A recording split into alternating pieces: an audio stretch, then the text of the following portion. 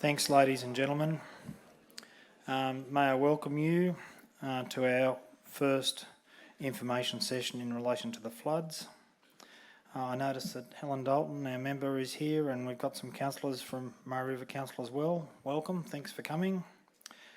We've got some representatives from the SES, police, welfare, and a few others as well for the inevitable questions at the end, and they'll guide you through it. But before we start,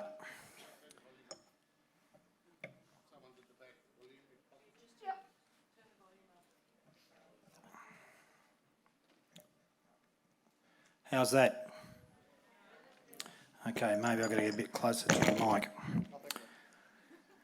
mic. So before we start, there's been some level of confusion in relation to the flood map that's been circulated in the last few days. It started off from the Campaspe meetings, and they loaded it onto their website, but it's no secret it's been 5 years in the making, and fortuitously it's only just recently been finished. So on the screen up here, and look, I might say for Auslan interpretation during the map presentations, and there's two, we'll record it and post it later. So I apologise in advance for that. So before we start talking about the operational issues and other bits and pieces, I wanted to describe what that map is and what the index on the left is. And a lot of it's confusing, but it doesn't need to be. On the left at the top, there was a revised predicted flood height for October 2022, which was completed by our flood modelling company yesterday morning at 10:16. It's a fairly big and cumbersome computer program. To run it fully takes 6 days, working 24 hours a day on a very, very large capacity computer. So this information wasn't available only months ago. So when you click the October 2022, you can see the extent of the mapping, and you can see with a lot of the straight lines there where the levees are in Moama. There's also an index with the colours as well, starting from yellow, which is up to 150, so old school 5 inches, then 150 to 300, 5 to 10 and so forth, all the way up to the dark blue, which you'll need more than your floaties on for that one because it's over 2 metres. So the big blue blob in the middle is actually the basin in which the Murray River comes from the Barmer Choke and then splits and fills that basin up and then comes overland from the north back into Moama from outside of the river. That choke point, where that big basin is, has to go through some sand dunes that were made 40,000 years or more ago, and the choke that goes into that is limited to 35,000 meg or 35 gig a day. The rest of it goes north into the Edward River. So we don't get all of the water that's coming from Yarrawonga and further upstream, but we get some of it. Now, by and large, it follows the railway line south until it gets to the northern end of Moama to our levee. And you can see the levee roughly that runs from west to east there, and then almost directly south, or some could say south-southwest. Down to the river. Now that levee, from memory, was built in 2006 from calculations done by a company called SKM in 2001 with the technology that was available to them at that stage. That levee has never been wet. If it gets wet this time, this will be the first time it will be tested. There's 6 low points in the levee. And they're very obvious. For example, at Chandler Street on the eastern side of Moama, the road is significantly lower than the levee. That's one area that council staff will raise up. The railway line's another. There's one private driveway and a couple of other road access ways, and also a heap of floodgates. Now, floodgates just like a tap in your sink, and it's designed to let the water from Moama go into the river, except of course when the water in the river is higher than the water in Moama, and we don't want it back flowing into the town. So you've got to turn the tap off. So we've got 6 of those in Moama. That would cause a lot of people to ask the question, well, hang on a minute, if you block the water that's going in the river, what happens if it pours down rain in Moama? Council's installed 6 extraordinarily large pumps on the inside of the levee at low points to pump water over the top of the levee into the river if in the event it rains during a flood event. You might have seen them around town. So there's a couple of things. You'll notice from that line that runs north-south to the east of Moama, a big sea of blue. According to our modelling, that's the predicted flood area for Thursday. So there's been quite a bit of talk about this, and there's a lot of people that would have lived through the 74, the 93, the 211 on the Campaspe and the 216 in Murray, and would have been there and done that. And that's great because their local knowledge will really help. But as of yesterday morning at 16 minutes past 10, that's the best information that we've got on the modelling. Now, as well as the big blob to the right-hand side of the screen, you'll notice patches on the south running around the lower south to southwestern side of Moama, largely up against Beninya Street, but also all the way out to Deep Creek. There's areas there that will go under with this predicted flood as well. And I'm going to get into that a bit later. So to paint the picture, we are going to get a flood, and the question's going to be at just exactly what height it will peak. Now officially, the BOM has said 95, but that could go to 95.6. We're unsure. There's nothing written in stone with this. And I want to talk about a couple of other things as well while I talk about flood levies. There's about 500 posts today about a levee breaching. That's a private levee on a farming property, Peter Barber's levee. It has nothing to do with the town flood levy. It is doing what it's supposed to do. It's to slow water down. So it's doing something, but it doesn't actually have a material effect on the water that will come and push up against the Moama town levy. Now, I'm talking a lot about Moama, but we've actually got challenges at Picnic Point at Mathara. Later on in the week, maybe early next week, we'll have challenges at Barham. And when that water goes north through the T intersection I talked about, where it splits with the 35 gig and the rest going to Edward River, we'll have some undoubtedly go around to Moolameen. Moolameen gets it from a couple of places. Barham's not so bad. The water splits at Barham and largely goes around to the north of it, but we do have troubles in Barham with localised flooding because our stormwater infrastructure is insufficient. So today, I'm Terry Dodds. I should have said that at the beginning. I'm the CEO of the council. The council is addressing you. Then we've got some representatives from the SES and the police. We've also got Cassie and Michael from welfare here in case there's any questions about the humanistic side of it. And I've got a shopping list of things that I just quickly wanted to mention. And I'm sure that the SES and the police will reiterate this. There's been heaps of advertising done on TV about people driving, riding or going into floodwaters. People are still getting killed going into floodwaters. It's inconvenient, but it's not as inconvenient as someone paying for your funeral. Door knocking in the affected area, and I'll get the SES to talk about that. That whole blue area to the east and also along the river to the south, there's an evacuation which we'll put up on the screen for that. And is it 9 or 10 o'clock tomorrow?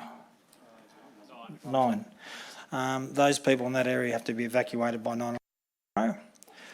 That sounds a little bit early, but you can imagine that there's a fair bit of work to lift the levee up to block the 6 spots where the water crosses the Moama levee and goes into that area there. This is going to take a lot of manpower and a lot of plant materials to do that, and it's not a 5-minute job. And the other thing is it takes a long time to go around and see people and to look after the people that have challenges in looking after themselves and their animals.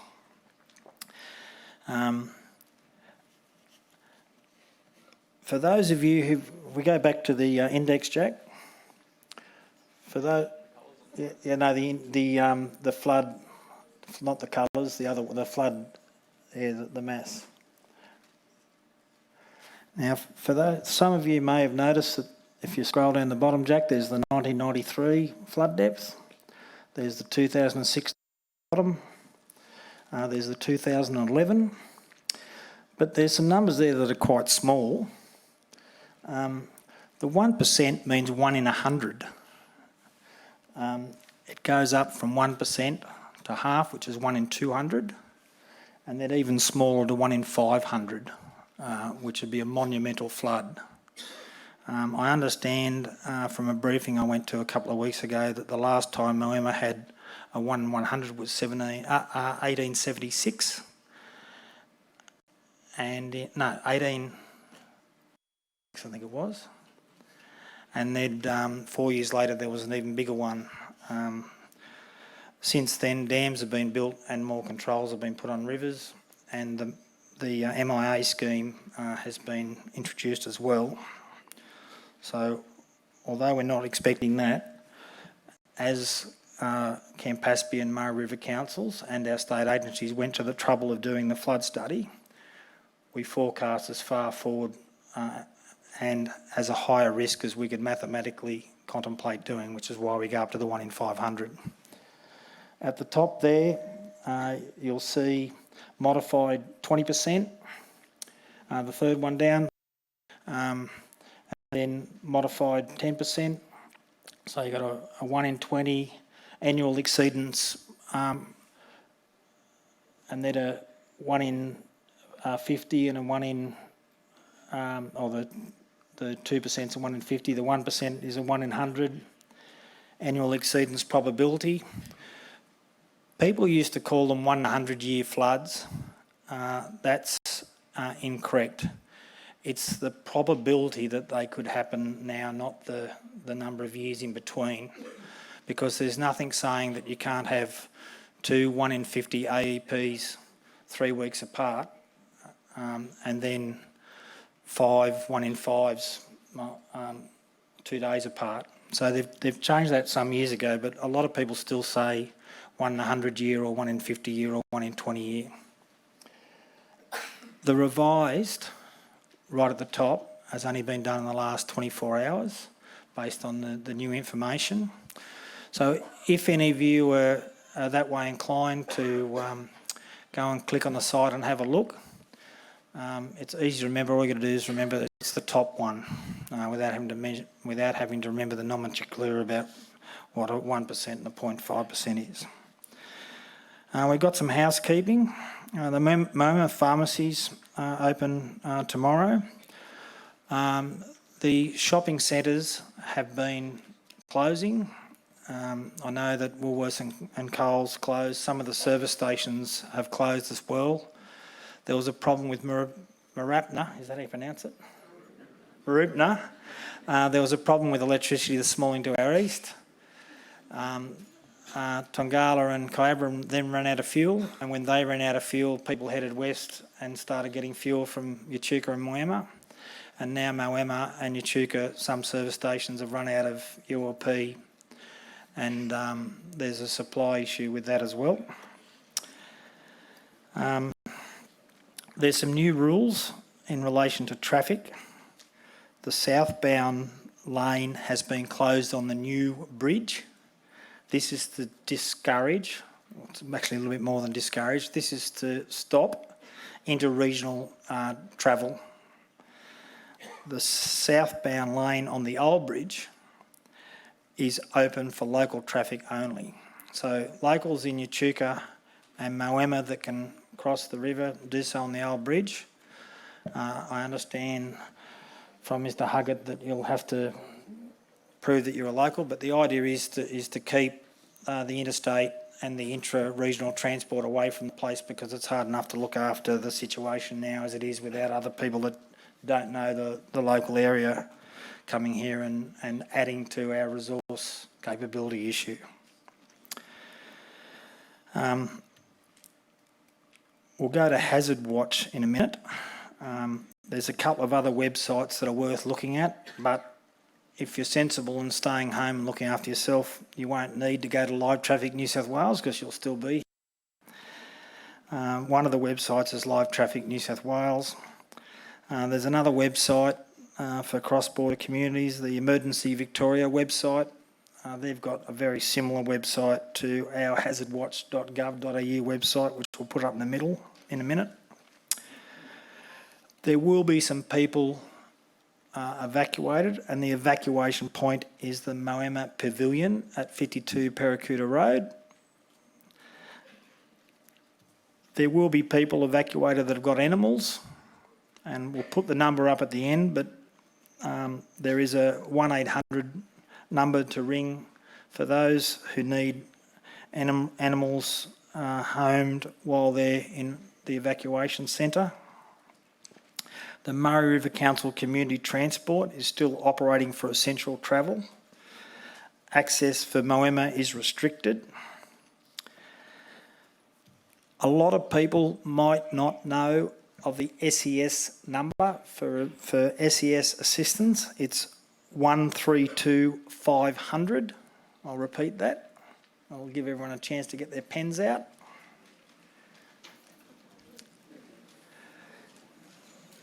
And while you're getting your pens out, it's going in the chat as well. 132 500. We almost run out of sandbags today. There's more sandbags arriving late this afternoon, tonight, more arriving tomorrow. There's going to be quite a few sandbags available. I'd encourage fit and able-bodied people, if you've got your own home in order, to slip down and help fill sandbags for those people who are collecting sandbags. This presentation and a lot of information is being put up on the Murray River Council Facebook page. So I'd encourage you to keep a track with that. The Murray SES has also got a Facebook page, and the Mid-Murray RFS, as in Rural Fire Service, they have a Facebook page as well.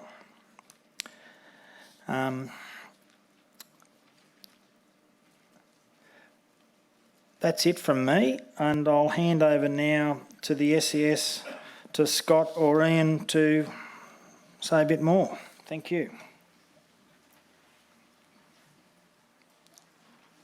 Good evening, everybody. My name is Ian Leckie. I'm the Deputy Incident Controller for the Murray Division. That was very comprehensive by Terry, so I'm not going to try and backtrack on what he has said to a large degree.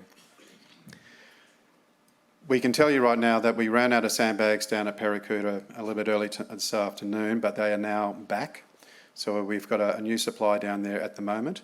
So for those fit bodies who want to go and help sandbagging after this, we welcome you back. What I'd like to do, though, at this stage, though, is introduce you to our 1 week old, great way to introduce a new system, Hazard Watch, which is going to be a national system. It's going to, Victoria is going to pick it up as well, so we're going to harmonise all our warnings, because one of the things that we have heard is that why do we warn one way on one side of a state, on one state, and differently on another?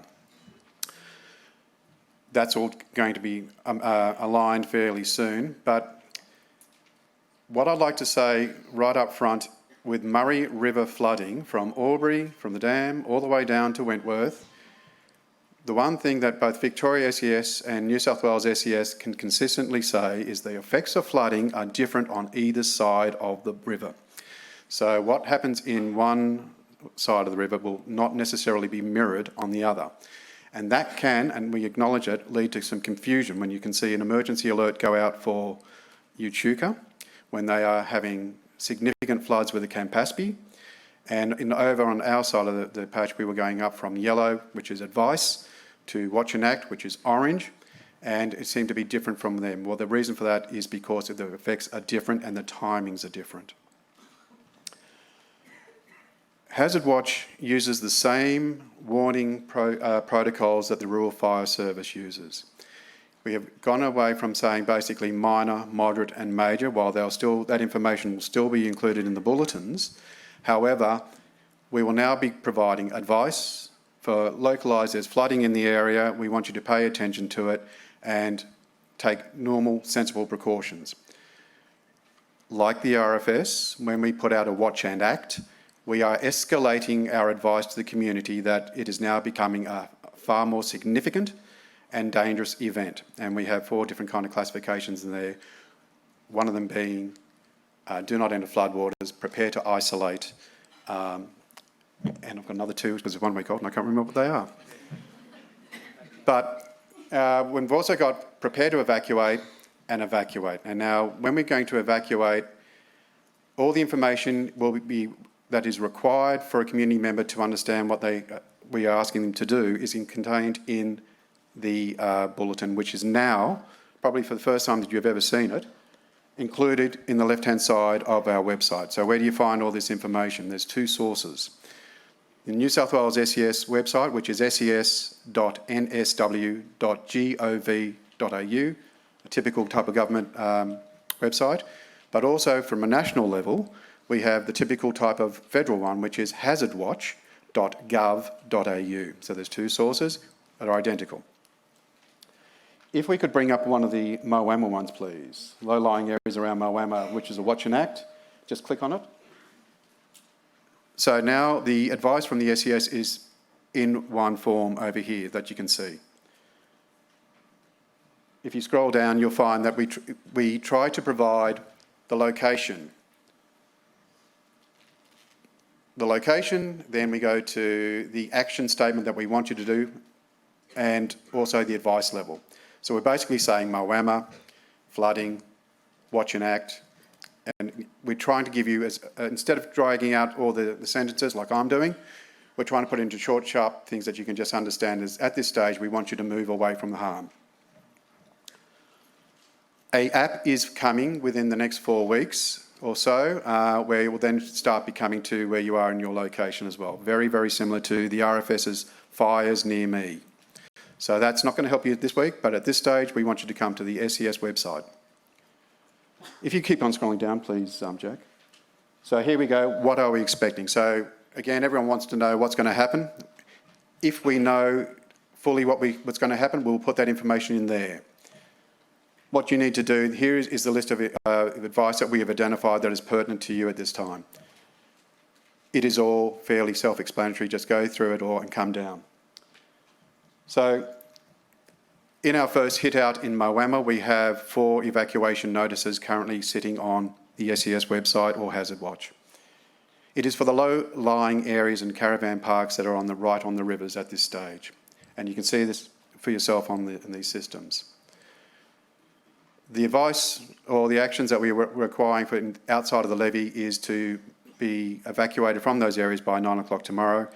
Road access is going to start to move and be lost. I was down at one of the caravan parks early and they're starting to just put some sandbags into their driveway so they can actually still have access into it. So, and the water's still got approximately another metre to run, approximately.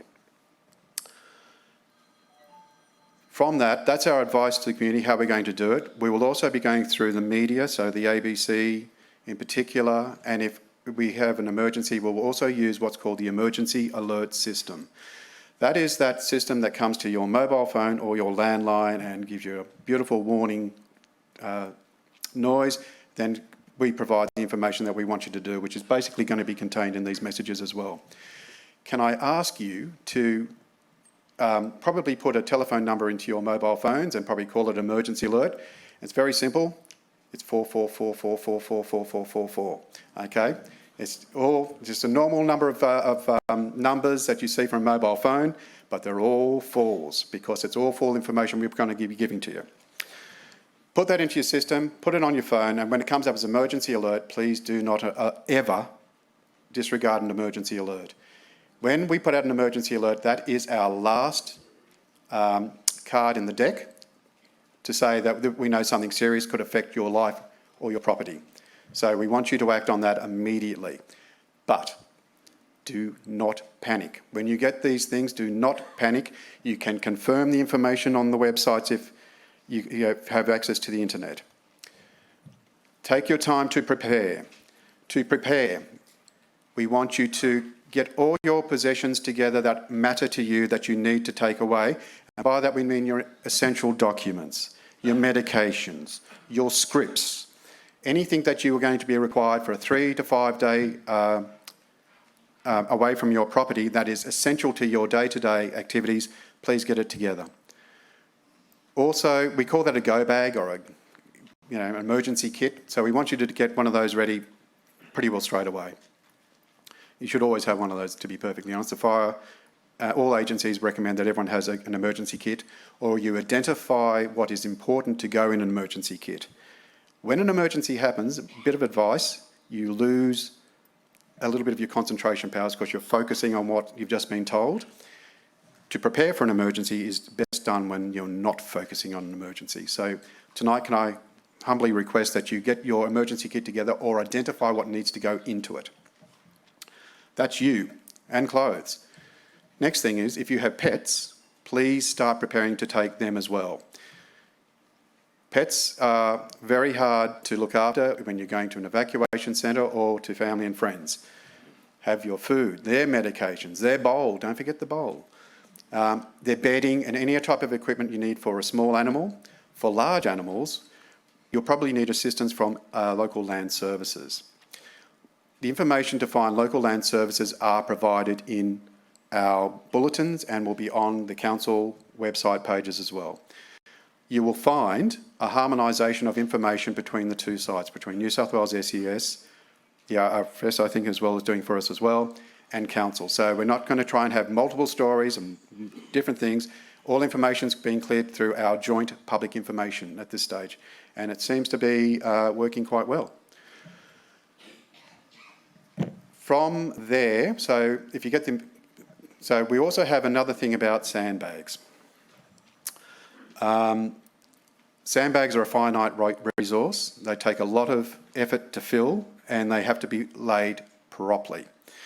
I've seen images come out of the Victorian event in the last couple of days where I've seen sandbags thrown up against the wall, vertical, with bits of plastic, and there's very little chance they're going to work like that.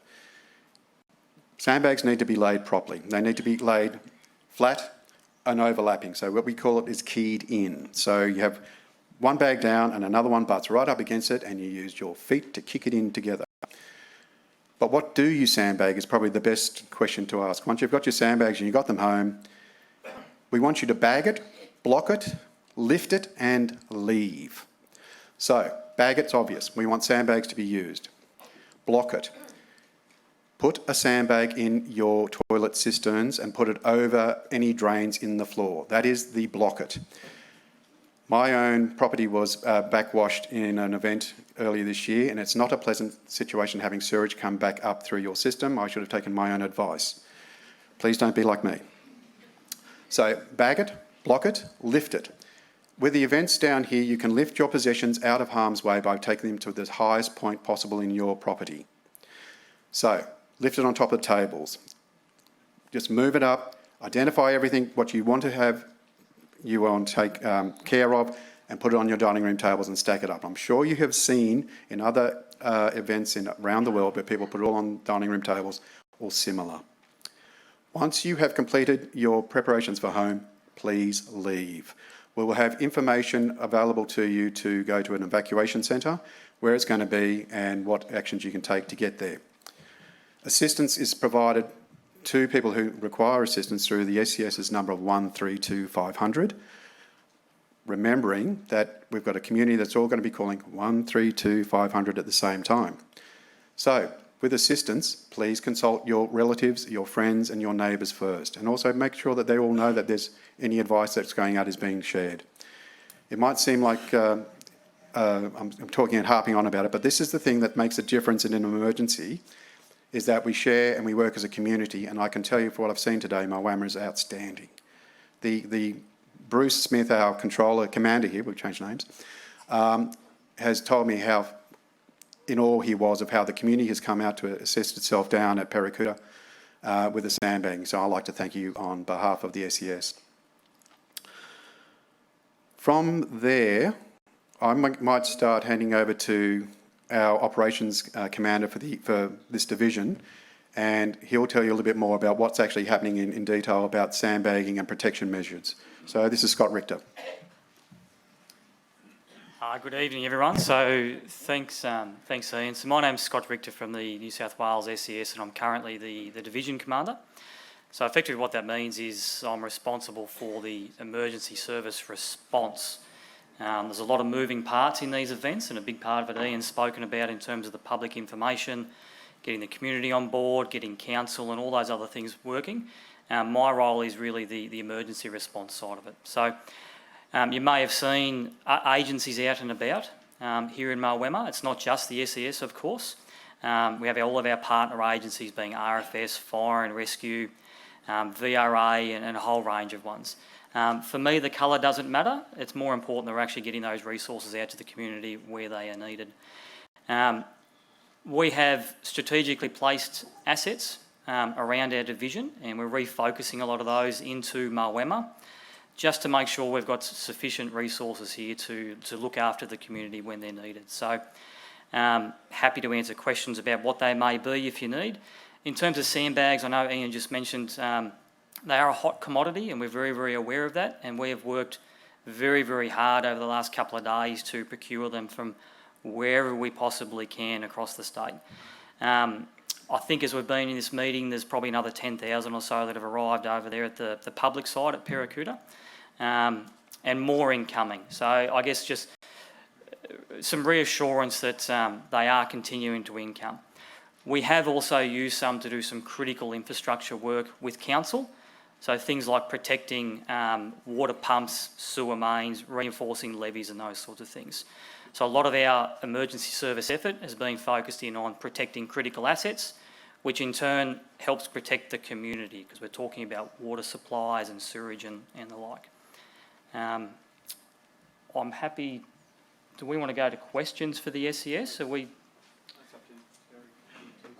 Or do we want to go to our other talkers first? And we'll come back to questions at the end. All right. We'll go to the police next, and then we'll have questions at the end. Sure, we'll go to the police next, I think. We're hiding around the corner. Some aircon in the room.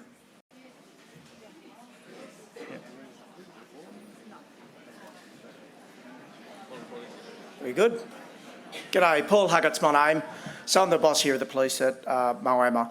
I really don't have much prepared aside from we do have quite a few police coming down. We've cancelled training, we've cancelled police out of the district. We're reconcentrating police from across the district from Albury to our area.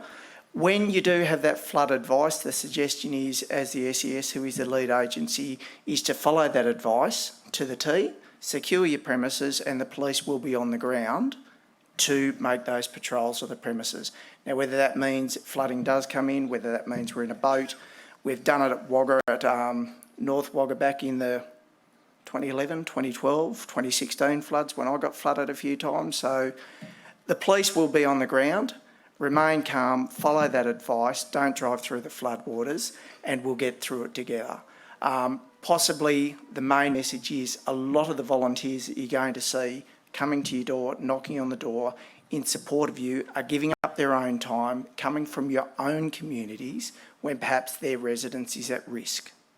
So that's something very important to remember as we move forward. Realistically, we just have to pull together and work as a community and get through this event until we're out the other side. So I'm happy for questions, either from the floor or whether you want to come up and see me, and we'll just get through it as best as we can.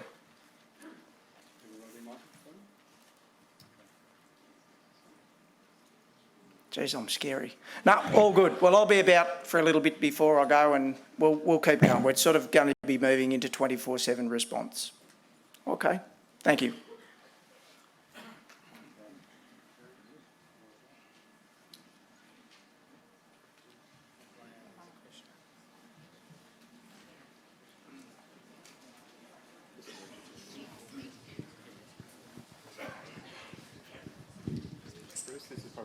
So my question is, will everybody be able to get copies of the documents that have been circulated to some people? And with accessing a Facebook page, a lot of us are a bit older and might not have one. Can we still access the council Facebook page without having a Facebook page of our own?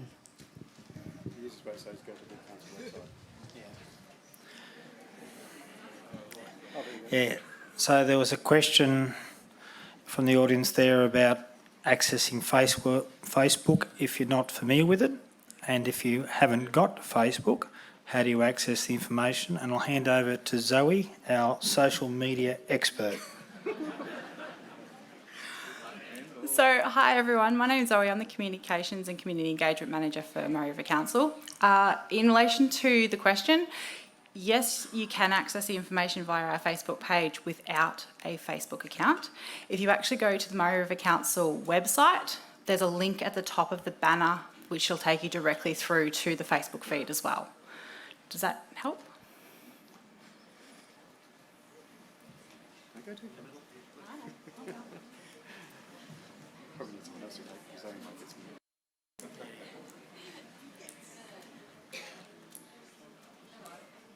Can you hear me? Oh, yeah. I've got a question about the bank. To what height has it been designed to protect Moama?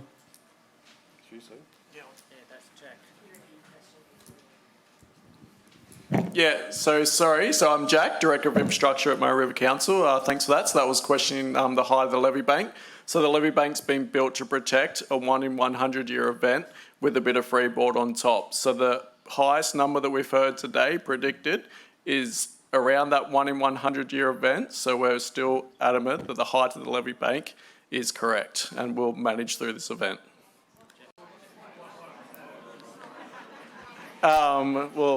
Look, I'm assuming it's going to be 97.1 because the highest number I've heard is 95.6 plus 500 on top of that. Yep, so we're still very comfortable with the height of the levee bank. It is the first time it's going to be wet, and that's probably a little bit of concern for us. But we'll make sure we've got staff around to monitor it. We've got a lot of work happening tomorrow to ensure that we're going to be safe. 96.5. Yeah, okay. So, yeah, look, and we do say it's 96.5 in some of the areas there, but the 96 that we talk about is at the Echuca Wharf, and then because we're in a different area, the heights will be different as well. So, yeah, there is a graph here that shows the levee bank and then how much high freeboard it has above every event from a 1 in 100 year event, 1 in 50, 1 in 20.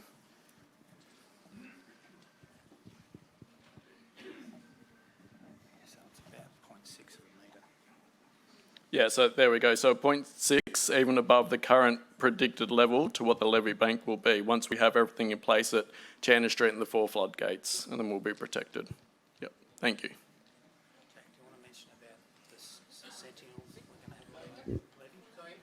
Yeah, I'll just add to that one there. Thanks, Terry. So, yeah, once the water comes up to that levee bank, we'll ensure we're going to have 24/7 eyes watching this.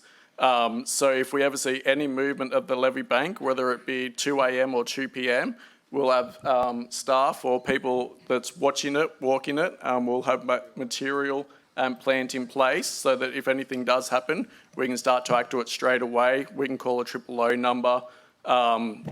Look, worst case, if an evacuation was needed, if it was about to breach or something, but I won't even talk about that because we're just hoping it's going to be fine. But we'll make sure we have things in place to prepare for that. Thank you.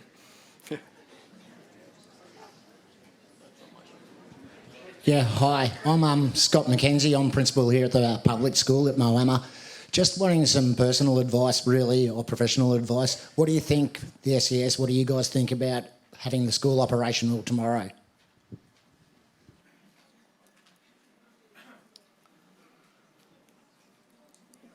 The general advice I'm going to give at this stage is to delay all unnecessary travel in this location. To me, the potential for water to be across roads is real, and potholes. But I had a cracker on the way down here. But at this stage, the advice is probably start considering it. We probably need to talk to the Department of Education around those issues. If people have to travel in from the outside of the levee part of Moama, I would suggest they stay away. If they're inside the levee and the school has teachers that are capable of being in there and not having resources outside, and by that I mean, are they worried about their homes? I can't give you firm advice. We haven't considered that, I'll be honest, but to me I'd be considering closing.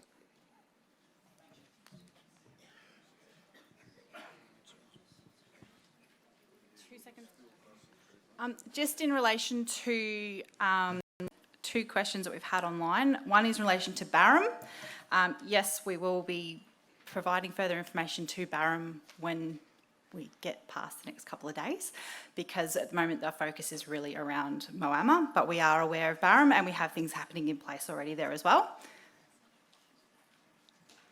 Oh, and Hazard Watch works for Barham as well. There's a watch and watch act. Yep, out for Barham as well. So that's on Hazard Watch. That's your best place to keep information and up to date information. I mentioned that we Moama and Picnic Point. Oh, wait. While Jack's got Do you want me to talk about this? Yep. Okay. The short answer is anything from Yarrawonga down, we like you to consider that it's going to be in flood. Whether it impacts houses or whether it impacts fields or roads, we are seeing an event which I have not seen, and I've seen quite a few now. So we are now at the stage of saying, as a community, pay particular attention to anything that's been said. Now, we're not being specific about Moama at this stage. However, the Bureau put a figure of 6.2. That's a significant event in Barham. We will be commencing our mitigation actions in Barham in the next couple of days. But as Zoe just said, we are fully concentrating on Moama at this for our major effort for sandbags at this stage. We will be doing the same in Barham. We are also monitoring and watching the Moolameen community with the Edward and the Billabong. We are flying reconnaissance flights up there to try and make sure that we are aware of where the water is and the peaks. We are bringing in an asset from Canberra because they seem to have some good ones. And we're bringing in what's called Firebird 100. Firebird 100 is what they call a SIG helo, and it has the ability for them to map the event for us and be able to put it onto a map for us. We can quite often get video of these things, but what we'll be able to do with the Firebird 100 is to actually put them on our information as well so people can see where the water is. So that's coming hopefully tomorrow. So Moolameen, everywhere in between. So we've got what we call a focus on Moama, or a division of a sector in Moama at the moment. All these other places will receive the same level of treatment that we're putting in for Moama. So fear not, if you're in Moama or Moolameen or anything like that, we'll be working with communities, we'll be working with the locals. We will be using the local RFS knowledge with the captains, who we find is invaluable. And we'll be also working with all our other partner agencies. So it's not just Moama, today it is, but when we'll be moving down the track, we will also be focusing on all communities down the Murray River. Yeah, hi. Two questions really. Just our current situation on what the level is now, if we're talking 95, so how far have we got to go? And also for the Echuca residents, I assume there's information nights that are going to happen over there because the water's going to go into Victoria probably more than New South Wales. We're looking up for the current height. It's got about another metre to go at least. The Bureau are still saying reach. Thank you. It's 94.11 at this stage. 95 is their current reach. Now, let me give you a little bit of a bomb speak, Bureau of Meteorology speak. There is the key word that we look for in their bulletins because we take our advice from the Bureau. The one we always look for is peak. You've heard it all the time, the river has peaked. When we see in their bulletins word peak, we have a figure that we think that's how far it's going to go. Below that, they use the term reach. And when it's going to reach, they think it's definitely going to get that level and it may stop there, it may not, it may keep on going. That's the term we're using at the moment, reaching 95, which means it can go higher. The one that really concerns us is the one that says exceed. And when they say exceed, it basically means that the predictions are going to be go past a certain level and they require upstream peaks to be identified before they can start putting the models out. Because the way that we're looking down here at the moment, we've got so much water coming through the Campaspe, the Goulburn, all the systems. Victoria's just copped a flogging. We all know it. We have to see what some of the peak heights are in Victoria before they can start putting out the heights here. How does it affect Echuca and how does it affect Moama? Differently. As I said at the beginning, that the Campaspe is, I think, reaching a peak at around about now, we think. I'm not going to say it is. Reach. So at the moment, the conditions in Echuca are terrible. How that relates to Moama, as I said earlier on, the effects are different. So you have to pay attention to two websites. Soon, Hazard Watch will be Australia-wide. Literally, we didn't think we were going to have a New South Wales-wide event to introduce the system, but we have. But you have to look at emergency.vic.gov.au for their bulletins and their messages and the Victorian Government's information sites, which are excellent, and the New South Wales one. So I live in Albury.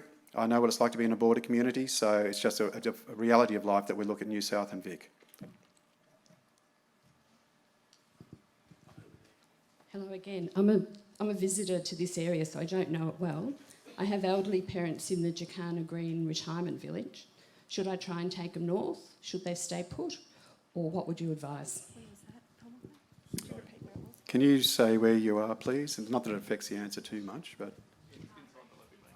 Yeah, no, at this stage, if you're inside the levee bank, our advice to you is to monitor conditions, be aware that conditions can change. The river peak has not been predicted, but you have a brand new levee, and I think it's still got a lot of freeboard in there. You have a patrol system that's going to be instigated on it, which is what we do in towns like Wagga, for example. When we have a flood hitting a levee bank, we now patrol them. So we have an early warning advice if anything's going to happen.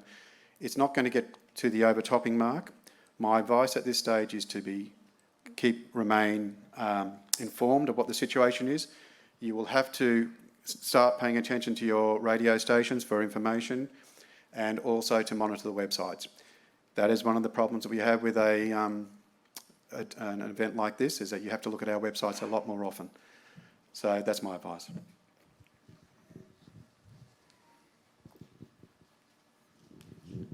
Yes, my mother lives at Barmer. Is the Cobb Highway going to be closed at any stage?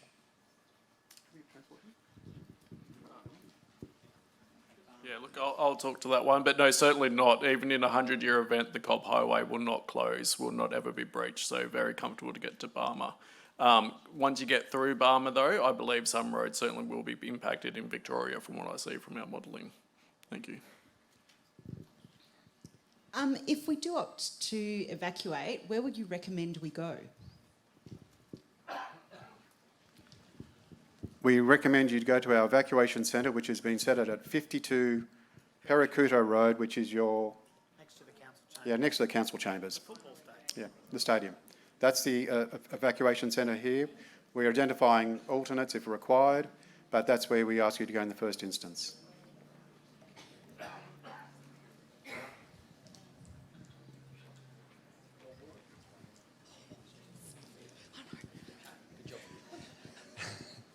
Just a question about sandbags, if that's okay. If you aren't in an area that's modelled to be flooded, should you be still preparing with sandbags? Yeah, look, really good question. Look, as we did say, they're not, they're a finite resource is the thing. So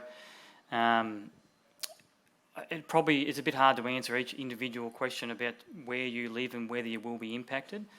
The advice, if you want to prepare, is echoing what Ian said before around, the simple bag it, block it, lift it and leave type scenario.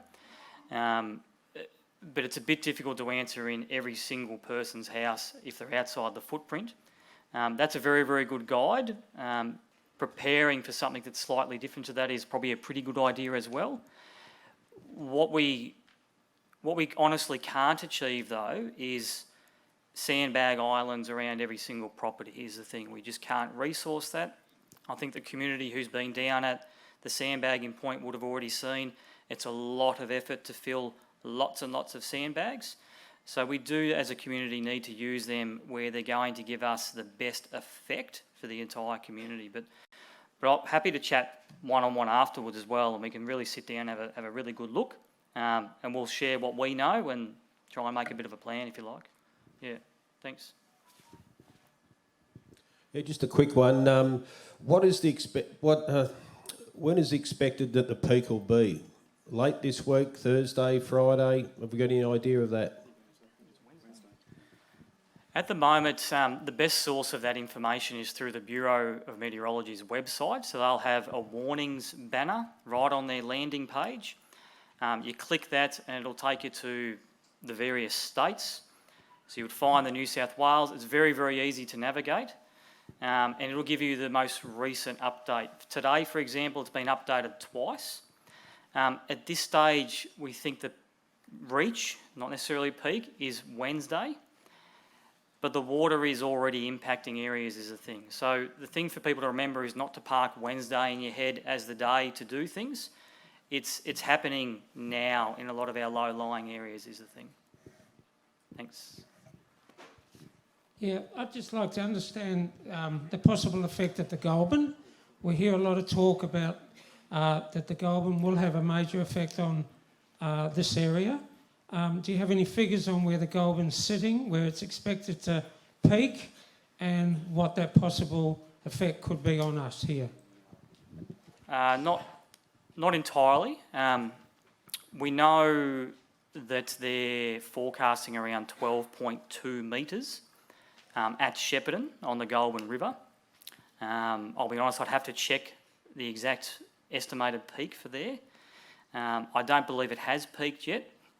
To put that into context, the Bureau is suggesting that may well be above the flood of record for there, to give some sort of indication. Yep. The other thing I wanted to mention, sorry, just on the question about the potential peak date here is just being conscious of leaving your movement out of the area in preparation too late. Even as the response agency, there are limits to the resources that we have to be able to roll out and help people.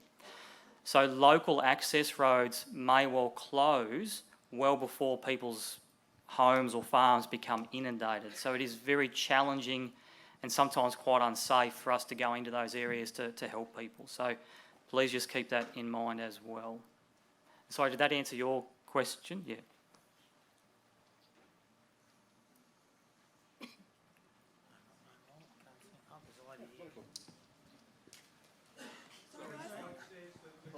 Just wait, there's a mic coming just behind.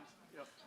The website from Victoria says that the flood level at the Goulburn River in Shepparton reached 11.84 metres at 6 a.m, expected to peak at 12.2 metres by Monday at 4 a.m. This lady here somewhere, there was a lady... Sorry. There.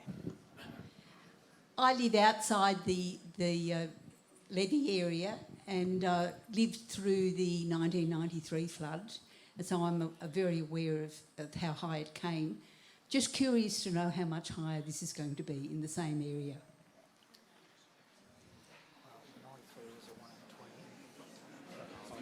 Oh, look at Can I say it's going to be very, very close? When we were, and it could be higher, they've been referencing historical floods as an indicator of what the height of this flood can do. I would suggest the 93 is fantastic experience to have, but this event has got a lot of water coming down it. It is doing things in a different fashion. We have different mitigation strategies on the Murray now compared to what they used to be. And we're still waiting for the peaks on the Goulburn for the hydrologists to predict the peak for this location. I would suggest that at this stage you can reference the 93 as an event to prepare for. I would actually be going higher than that, purely for the reasons that, like Scott said, because I'm going to be blunt. Go this much. Sorry, I'll jump on that. There you go. Sorry, guys. So we do have the model in here. So that was the calibrated event from 1993. That's what they used, all the information from that time to create this event. Terry's just going to turn on the predicted model. And so, yeah, certainly a larger area and certainly deeper as well. So jump online, check that, and that legend tells you how much deeper it's going to be in the affected areas based on that. Yep.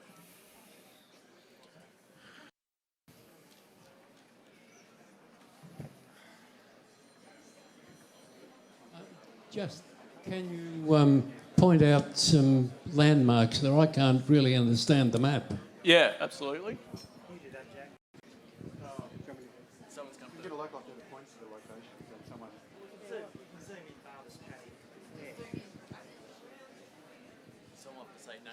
Yeah, you just said about to be.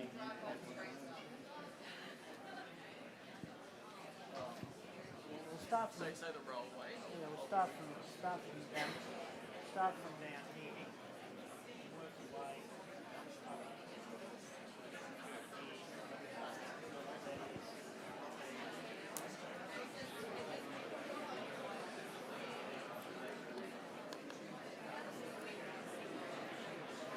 Righto, so what Jack's doing,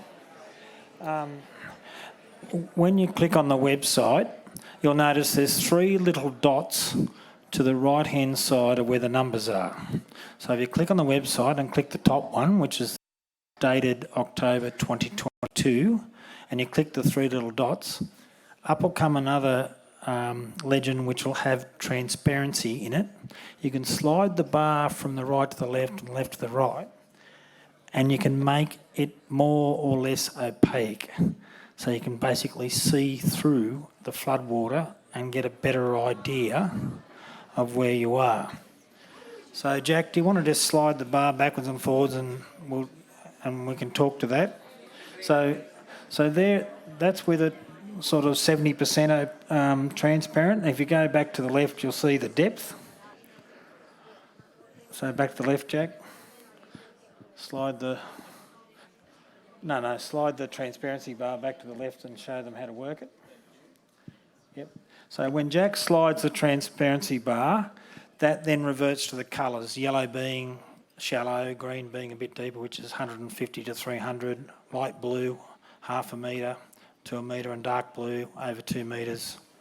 So you can adjust the transparency and see through the floodwaters to try and find which properties are affected. So Jack, make it more transparent now, and we'll work our way up from the river on the eastern side of Moama. We'll work our way up north following the railway line, and we'll go around the top, around the north side of Barber's Paddock. And there is a search bar to put in address as well. Yeah, we didn't mention that. Now at the top there, you can actually put your own address in, and it'll find the dot on the map. So if anyone wants to test this, if I've got a volunteer to say their address that's outside of the levee, 96 Old Barmer Road, Jack, and a dot will come up. And there you go, that's 96 Old Barmer Road. And there's the depth. So it's actually a little bit easier to operate than what people think. although it did take me a few goes, but I wouldn't admit that publicly. Oh, did my inner monologue just say that? So we got any other people with their address? You want to put the post office in Moama? So Menina Street, let's zoom in on Menina Street, Jack. Now Menina Street's pretty right. As you go along Menina Street towards Woolies, on the southern side there, the floodwater is going to get pretty close to the back of Menina Palms Motel. So you can just want to put the cursor there, Jack, on where the BP garage is, because everyone knows where that is. So if you have a look there, there's some inundation to a couple of properties on the riverside of Menina Street, and as you get closer towards the Cobb Highway intersection where the new bridge comes on, the water's actually pretty close to the back of Madison Spa. You can see that there. You can see the approach to the new bridge there and Madison Spa. Just put the cursor on Madison Spa, Jack. So that's Madison Spa. You can see the water that's pretty close to the back of Madison Spa.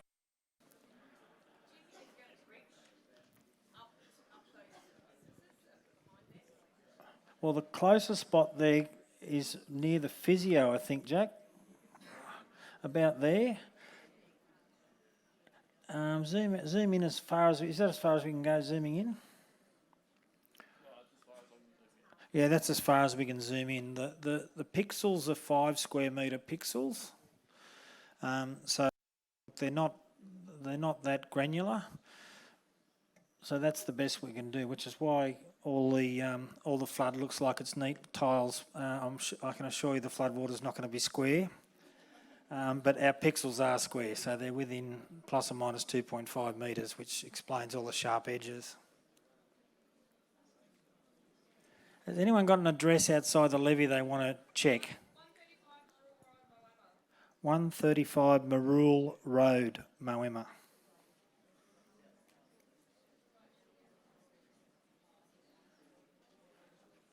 Right, there you go. Right on the line, that's a yellow, that's about 150. So you're very, very close to the party there. And there's a little circle, there's a circle of dry land inside there. I assume where you've got your dwelling must be built up. Is that correct? Do you want to just move that, Jack, to see if that's the... Yeah,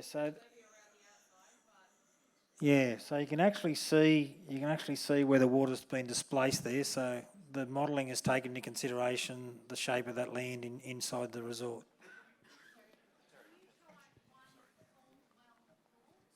One Cordwell Court.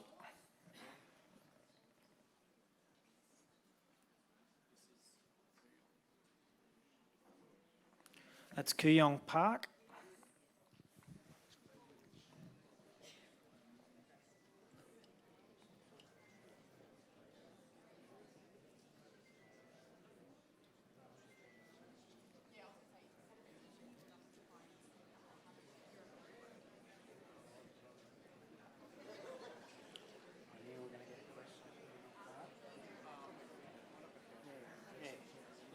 So look, we're not going to go through every address in town. I think everyone's sort of got the gist of it.